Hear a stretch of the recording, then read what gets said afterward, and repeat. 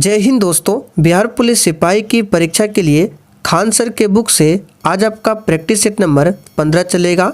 इससे पहले साथियों हमने टोटल 14 प्रैक्टिस सेट का डिस्कशन किया है और इसके लिए एक अलग से प्लेलिस्ट भी बना हुआ है।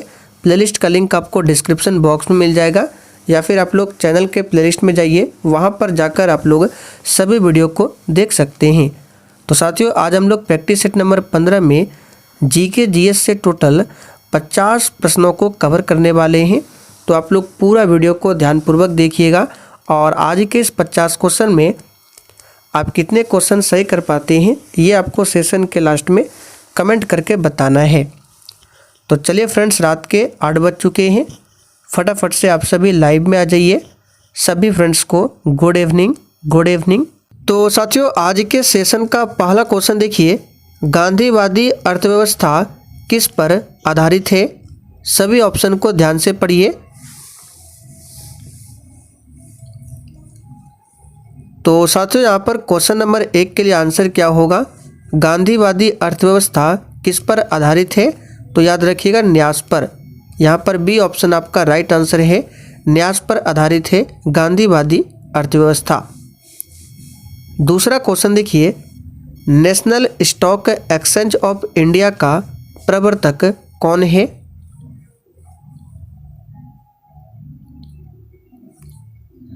तो साथियों क्वेश्चन नंबर 2 के लिए आंसर हो जाएगा उपर्युक्त सभी, यानी कि भारतीय स्टेट बैंक, LIC और GIC और साथ में यहाँ पे IDBI, ये सभी क्या है? National stock exchange of India का प्रवर्तक है। निम्नलिखित में से कौन सी जैव विविधता के संरक्षण के लिए महत्वपूर्ण रणनीति है? ये क्वेश्चन एग्जाम के लिए इम्पोर्टेंट बनेगा, इसको ध्यान रखिएगा। अब यहाँ पे देखिए जैव विविधता एक शब्द है, तो क्वेश्चन बन सकता है कि विश्व जैव विविधता दिवस किस तिथि को मनाया जाता है? तो याद रखिएगा 22 मई को मनाया जाता है। तो जैव विविधता के संरक्षण के लिए महत्वपूर्ण रणनीति कौन सी है? तो यहाँ पर इसका सही जवाब है जैव मंडल रिजर्व है। किस क्षेत्र में भारत के सहयोग को लेकर UN प्रमुख ने भारत की सराहना की है? चलिए क्वेश्चन नंबर 4 के लिए आंसर बताइए। और साथियों जिन्होंने अभी तक सेशन को लाइक नहीं किया है, प्लीज़ आप सभी से रिक्वेस्ट है आप सभी सेशन को साथ में लाइक करते हुए चलिए। तो यहाँ पर इसका सही जवाब है आतंकवाद विरोधी। आगे देखिए, आकाश नीला दिखाई देता है, इसका कारण क्या है? चलिए बहुत ही सिंपल सा क्वेश्चन है, इस क्वेश्चन को हमने पहले भी आपको बहुत बार बताया है। आकाश जो नीला प्रतीत होता है, इसका रीजन क्या है? चलिए बिल्कुल सही आंसर बता रहे हैं, इसका कारण है प्रकाश का प्रकीर्णन, यानी कि प्रकीर्णन के कारण आकाश का रंग नीला दिखाई पड़ता है। किस विकिरण का वेग प्रकाश से कम होता है? अगर प्रकाश का वेग पूछे निर्वात में तो 3 गुना 10 पर पावर 8 मीटर प्रति सेकंड होता है। तो प्रकाश के वेग से किसका होगा यहाँ पे कम? तो यहाँ पर इसका सही जवाब है ऑप्शन ए, अल्फा किरण का। पदार्थ का परमाणु किसने प्रतिपादित किया था? पदार्थ का जो परमाणु सिद्धांत है, इसको किसने प्रतिपादित किया था? चलिए क्वेश्चन नंबर 7 के लिए आंसर कीजिए। और साथियों अगर आपको किसी भी प्रश्न में थोड़ा भी डाउट होता है तो आप लोग तुरंत कमेंट करके पूछ सकते हैं, आपके कमेंट का रिप्लाई 100% दिया जाएगा। तो साथियों पदार्थ का परमाणु किसने प्रतिपादित किया था? याद रखिएगा डाल्टन ने। किसने किया था? जॉन डाल्टन ने। किसी तत्व के रासायनिक गुण निम्न में से कौन तय करता है? काफ़ी ज़्यादा महत्वपूर्ण क्वेश्चन है, इस पर आप सभी स्टार मार्क लगा सकते हैं। ये क्वेश्चन एग्जाम में पूछे जाने की काफ़ी ज़्यादा चांसेस है। तो देखिए किसी तत्व का जो रासायनिक गुण होता है वो कौन तय करता है? तो याद रखिएगा वो तय करता है इलेक्ट्रॉन की संख्या। यहाँ पर बी ऑप्शन आपका सही जवाब है, इलेक्ट्रॉन की संख्या। किसी तत्व के परमाणु का परमाणु क्रमांक 17 है और द्रव्यमान 36 है, तो उसके न्यूक्लियस में न्यूट्रॉन की संख्या क्या होगा। तो जैसे कि आप लोगों ने 9th क्लास में भी पढ़ा होगा, एक सूत्र होता है Z बराबर P प्लस N। अब यहाँ से हमको न्यूट्रॉन की संख्या निकालना है, तो न्यूट्रॉन N बराबर क्या हो जाएगा, Z माइनस P हो जाएगा। अब Z क्या है 36, यानी कि द्रव्यमान संख्या यहाँ पे 36 दिया हुआ है, और P यानी कि प्रोटॉन, और आप सभी जानते हैं परमाणु क्रमांक बराबर होता है प्रोटॉन की संख्या, तो यहाँ पे 17 लिख सकते हैं। तो N बराबर हो जाएगा आपका 36 में 17 को घटाना है, तो ये हो जाएगा आपका 19, जो कि देखिए बी ऑप्शन में दिया हुआ है। चलिए आगे बढ़ते हैं। द्रव्यमान संख्या किसका योग है। द्रव्यमान संख्या किसका योग है, अभी हमने आपको बताया था Z बराबर, जिसको द्रव्यमान संख्या कहते हैं, P प्लस N। तो आप देख सकते हैं किसका योग है, तो प्रोटॉन और न्यूट्रॉन की संख्या का योग है द्रव्यमान संख्या। चलिए, तो यहाँ पे आंसर हो जाएगा प्रोटॉन और न्यूट्रॉन। निम्न में से अधिकतम द्रव्यमान किसका है। चलिए, क्वेश्चन नंबर 11 के लिए आंसर कीजिए, और साथियों आप लोग डेली क्लास को अटेंड कीजिए। क्लास का टाइमिंग आप लोग देख सकते हैं, रात 8 बजे से है, और इसका PDF आपको टेलीग्राम पर मिल जाएगा बिल्कुल फ्री में। टेलीग्राम का लिंक इसी वीडियो के नीचे डिस्क्रिप्शन बॉक्स में दिया गया है। तो सबसे मैक्सिमम जो मास होगा ये होगा किसका, न्यूट्रॉन का। याद रखिएगा, न्यूट्रॉन का पता किसने लगाया था, जेम्स चैडविक ने। इलेक्ट्रॉन का पता किसने लगाया था, J.J. थॉमसन ने।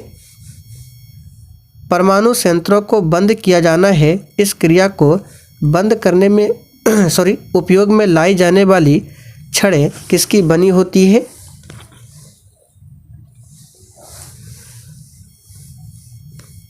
तो याद रखिएगा, इसका सही जवाब है वो जो छड़ होता है कैडमियम का बना होता है। ऑप्शन के अकॉर्डिंग चलना है, कैडमियम का बना होता है।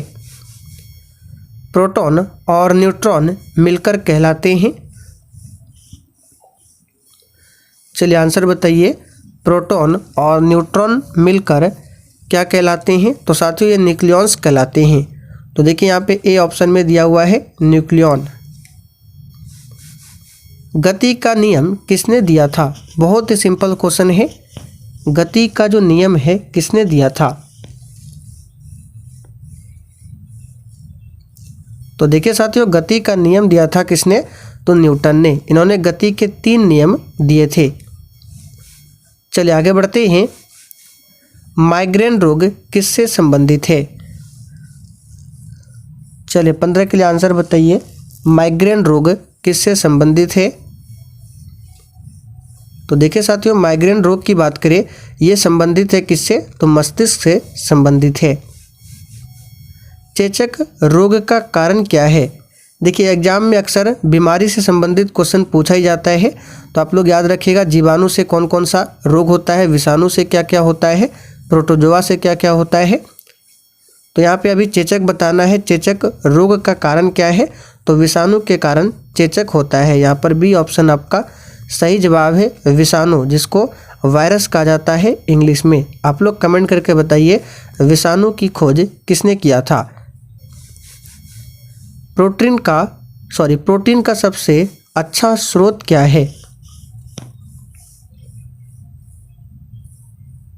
चलिए 17 के लिए आंसर बताइए, प्रोटीन का सबसे अच्छा स्रोत क्या है। तो देखिए साथियों, प्रोटीन का सबसे अच्छा स्रोत है सोयाबीन। सबसे अधिक प्रोटीन पाया जाता है सोयाबीन में। यहाँ पर पहला ऑप्शन आपका सही जवाब है। मुख के बाद भोजन कहाँ पर पहुँचता है।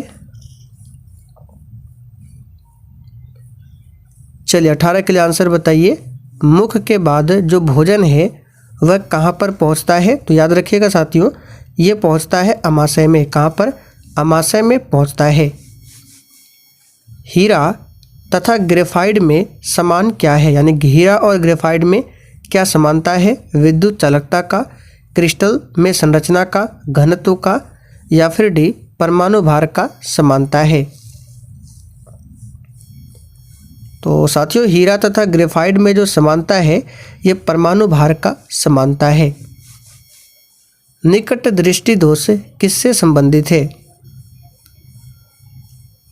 चलिए हड़बड़ी में आपको आंसर नहीं करना है, पहले सभी ऑप्शन को ध्यानपूर्वक पढ़िए, अक्सर कन्फ्यूजन होता है निकट दृष्टि दोष और दूर दृष्टि दोष में।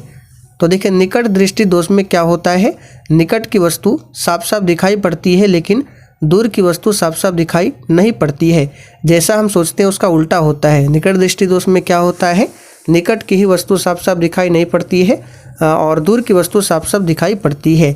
जबकि दूर दृष्टि दोष में क्या होता है, दूर की वस्तु साफ साफ दिखाई पड़ती है, नज़दीक की वस्तु साफ साफ दिखाई नहीं पड़ती है।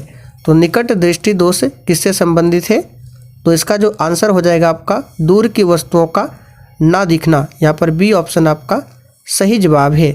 और निकट दृष्टि दोष के निवारण के लिए अवतल लेंस का उपयोग होता है। किस लेंस का, अवतल लेंस का। और दूर दृष्टि दोष के लिए उत्तल लेंस का इस्तेमाल होता है। जब जल जमता है तो इसका घनत्व क्या होता है। चलिए आंसर बताइए। जब जल जमता है तो इसका जो डेंसिटी है वो क्या होगा, तो याद रखिएगा ये घटता है। यहाँ पर सी ऑप्शन आपका सही जवाब है, घटता है। चींटियों के अध्ययन को क्या कहते हैं।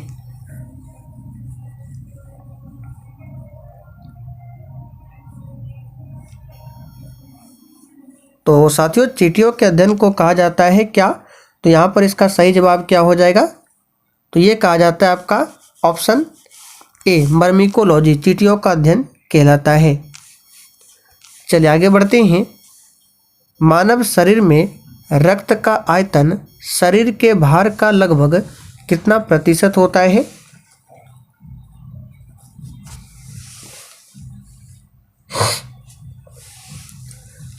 तो साथियों हमने आपको पहले ही बताया था, मानव शरीर में जो रक्त होता है, रक्त का आयतन वो पूरे शरीर का लगभग 7% होता है।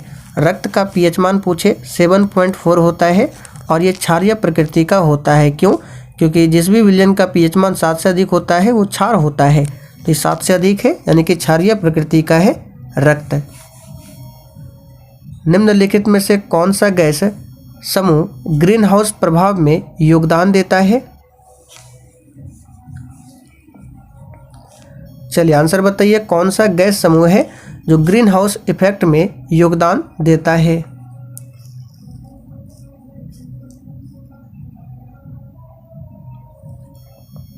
तो साथियों ग्रीन हाउस प्रभाव में जो योगदान देता है ये कार्बन डाइऑक्साइड और मीथेन है। यहाँ पर देखिए डी ऑप्शन में दिया हुआ है कार्बन डाइऑक्साइड प्लस मीथेन। एक पारिस्थितिकीय तंत्र में ऊर्जा का स्रोत क्या है।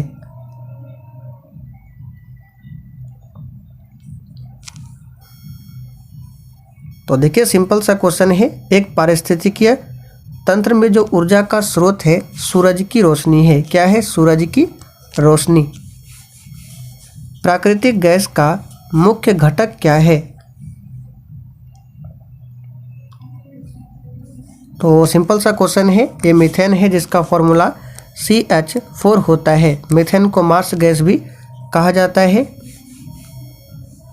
चलिए आगे देखिए, गांधी जी ने 1917 में चंपारण सत्याग्रह क्यों संचालित किया था।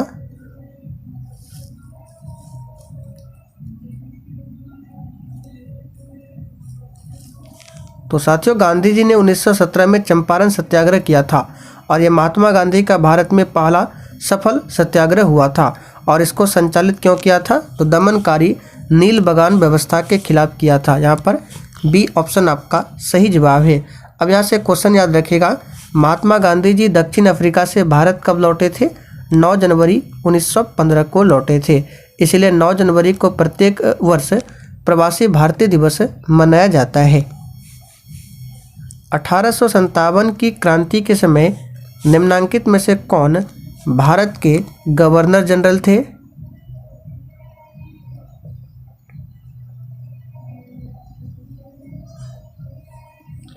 तो साथियों 1857 की क्रांति के समय भारत का गवर्नर जनरल था लॉर्ड कैनिंग। याद रखिए कौन था, लॉर्ड कैनिंग। 1857 की क्रांति की शुरुआत उत्तर प्रदेश के मेरठ से होती है 10 मई से। और इस क्रांति का प्रतीक चिन्ह क्या था, तो कमल और रोटी। लॉर्ड मेयो के समय में क्या हुआ था, तो भारत में पहली बार जनगणना होती है 1872 में मेयो के समय में। और रिपन के समय में क्या हुआ था, 1881 में भारत में पहली बार 10 के आधार पर जनगणना हुआ था। तो दोनों को आपको ध्यान रखना है। और डलहौजी को भारत में रेलवे का जनक माना जाता है और इसी के समय में राज्य हड़प नीति भी आया था। अमेरिका में नागरिक अधिकार आंदोलन किसके द्वारा शुरू किया गया था?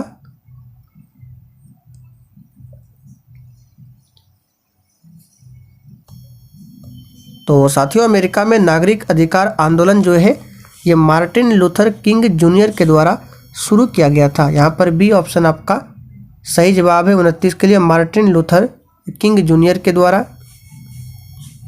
बारदोली सत्याग्रह में मुख्य भूमिका किसने निभाई थी? चलिए 30 के लिए आंसर बताइए। बारदोली सत्याग्रह ये हुआ था साल 1928 में और इसका नेतृत्व किया था सरदार वल्लभ भाई पटेल ने, जिन्हें भारत का क्या कहा जाता है, लौह पुरुष और भारत का विस्मारक भी कहा जाता है और लौह पुरुष के नाम से जाना जाता है। लेनिन का उत्तराधिकारी कौन था? चलिए 31 के लिए आंसर बताइए। लेनिन का उत्तराधिकारी कौन था? तो साथियों, लेनिन का उत्तराधिकारी था स्टालिन। यहाँ पर सी ऑप्शन आपका सही जवाब है। कार्ल मार्क्स की 2 पुस्तक याद रखिएगा, एग्जाम में पूछा जाता है, दास कैपिटल और दूसरा है कम्युनिस्ट मैनिफेस्टो। हड़प्पा के किस स्थल में जलाशय के प्रमाण मिले हैं?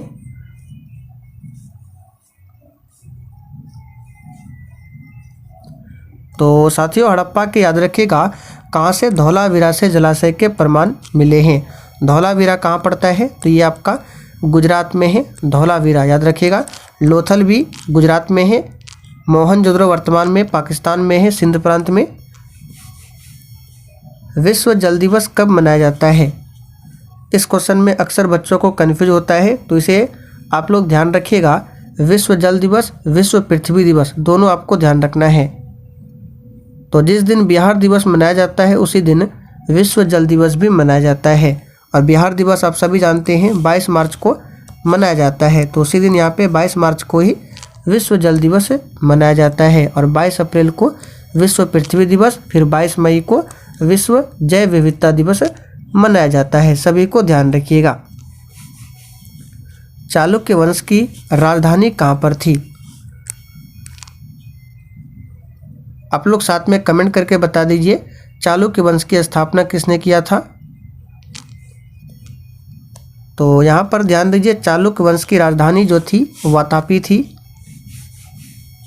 प्राचीन भारत में निम्नलिखित में से किस शासक ने जैन धर्म स्वीकार कर संन्यास ले लिया था?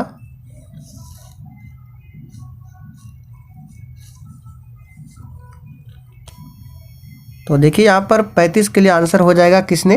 तो चंद्रगुप्त मौर्य ने, जिन्होंने मौर्य वंश की स्थापना किया था। चंद्रगुप्त मौर्य का पुत्र कौन हुआ? तो याद रखिएगा बिंदुसार। बिंदुसार का पुत्र अशोक हुआ। पंचायती राज संस्थानों के जिला स्तर पर सर्वोच्च अंग का नाम क्या है?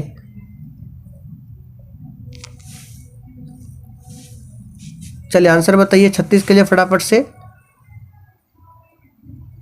तो साथियों, पंचायती राज संस्थानों के जिला स्तर पर जो सर्वोच्च अंग होता है ये होता है जिला परिषद। यहाँ पर देखिए बी ऑप्शन में दिया हुआ है जिला परिषद। किस राज्य में द्विसदनात्मक विधानमंडल है? चलिए आंसर बताइए 37 के लिए। तो साथियों, किस राज्य में द्विसदनात्मक विधानमंडल है? तो देखिए वर्तमान में टोटल 6 ऐसे राज्य हैं जहाँ पर क्या है, द्विसदनात्मक विधान मंडल है, जिसमें से देखिए यहाँ पे केरल नहीं आता है, बाकी बिहार, उत्तर प्रदेश, महाराष्ट्र ये सभी आता है। मिर्जा गालिब किस सम्राट के समय में था?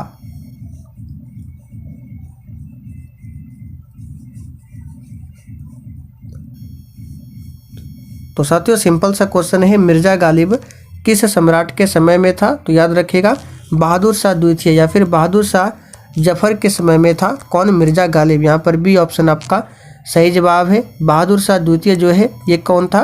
तो मुगल वंश का अंतिम शासक था। मुगल वंश की स्थापना 1526 में बाबर ने किया था। 1925 के कानपुर कांग्रेस अधिवेशन के अध्यक्ष कौन थे?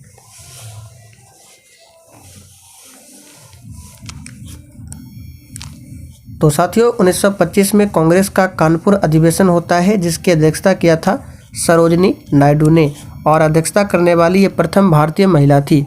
लेकिन अगर आपसे पूछे भारतीय राष्ट्रीय कांग्रेस की अध्यक्षता करने वाली प्रथम महिला कौन थी, तो याद रखिएगा एनी बेसेंट, जिन्होंने 1917 के कलकत्ता अधिवेशन की अध्यक्षता की थी। और सरोजिनी नायडू प्रथम भारतीय महिला है जिन्होंने कांग्रेस की अध्यक्षता किया था। सभी को ध्यान रखिएगा।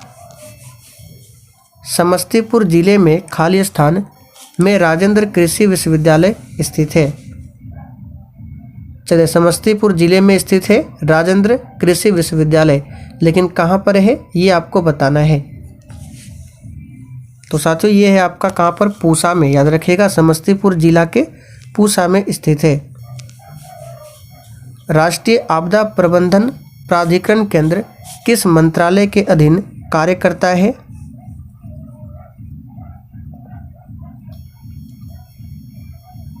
तो देखिए साथियों, राष्ट्रीय आपदा प्रबंधन प्राधिकरण केंद्र ये गृह मंत्रालय के अधीन कार्य करता है। भारत में स्वर्ण का सबसे अधिक उत्पादन कहाँ पर होता है?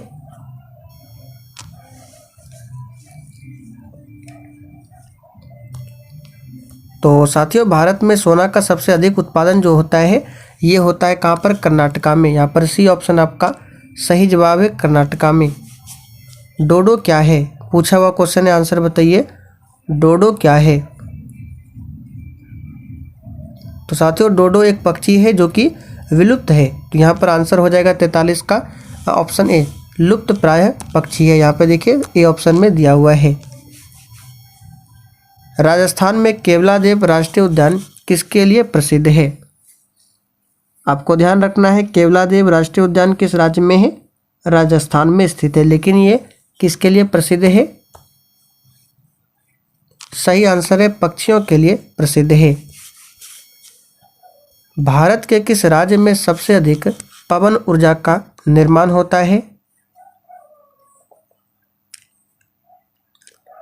चलिए आंसर बताइए, इंपॉर्टेंट क्वेश्चन है।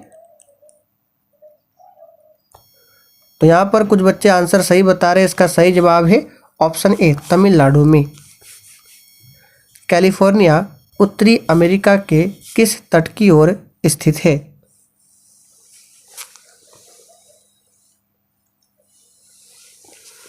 तो साथियों कैलिफोर्निया जो है उत्तरी अमेरिका के पश्चिमी तट की ओर स्थित है। भारत के ग्रामीण क्षेत्रों में किस प्रकार की बेरोजगारी पाई जाती है?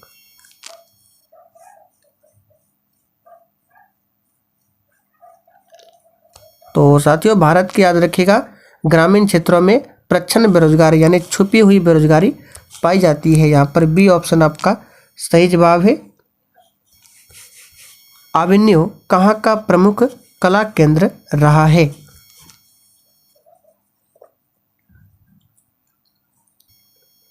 तो क्वेश्चन नंबर 48 के लिए आंसर हो जाएगा फ्रांस का। फ्रांस की राजधानी कहाँ पर है? पेरिस में है। झारखंड में झूम कृषि को क्या कहते हैं?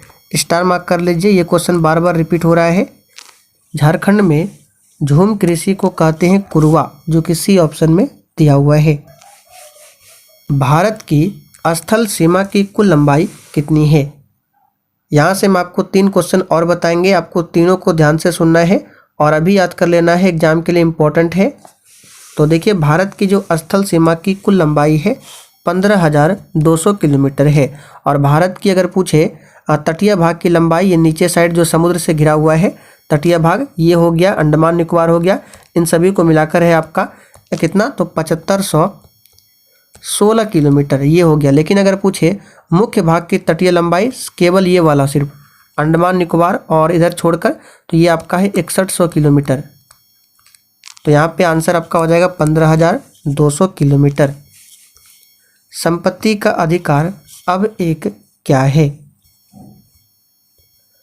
तो इस क्वेश्चन को हमने आपको कई बार बताया है। संपत्ति का अधिकार वर्तमान में ये क्या है, लीगल राइट है यानी कानूनी अधिकार है और इसे आर्टिकल 300A में रखा गया है। तो चलिए साथियों, आज के लिए इतना ही। अब आप लोग कमेंट करके बता दीजिए आपने आज के 50 क्वेश्चन में कितने क्वेश्चन के सही आंसर दिए हैं। और सेशन पसंद आया हो तो जाने से पहले सेशन को लाइक और शेयर जरूर कीजिएगा।